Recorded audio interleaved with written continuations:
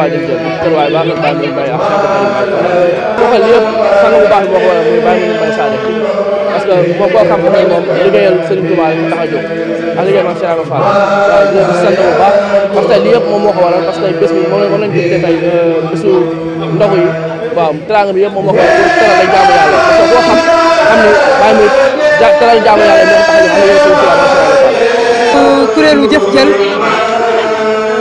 nekk fi benn membre daal fi lépp Baye Mbaye Sadio nag moo ko waral parce que lu mu am lu ne Serigne Touba moo ko gënal léppam Serigne Touba la Serigne Fallou sëñ Abdou Karim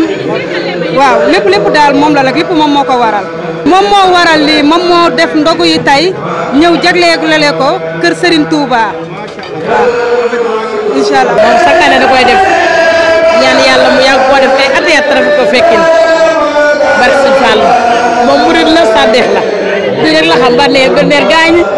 ak soxna Jaara Mbay jigéenam waaw macha allah ñun ba ñu lay def taxaw fii tey yaakaar Baye Mouride Mbaye macha allah ñooy ñoo liggéey sëñ bu Karim di joxe ndogu tey ci koor gi yal na ko yàgg def Mbaye Jega ak ñaar ak ay mes waaw mbégte bu bëri sax ndaxte lii dafa yombul ci weeru koor bi surtout si weeru koor bi kon lii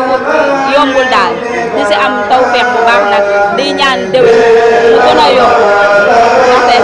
lu baax la weeru koor bi moom képp kuñ fi jox nit loolee ko rek loolu lu baax la. Baye Mouride Mbaye moom kooku moom suñu sëriñ bu baax la di ko safoo di ko ndamoo di ko ñaanal rek lépp lu mën rek yàlla na ko mën déwén lu ëpp loolu. comme ni ko suñu jëwriñ Fatou Mbaye waxee rek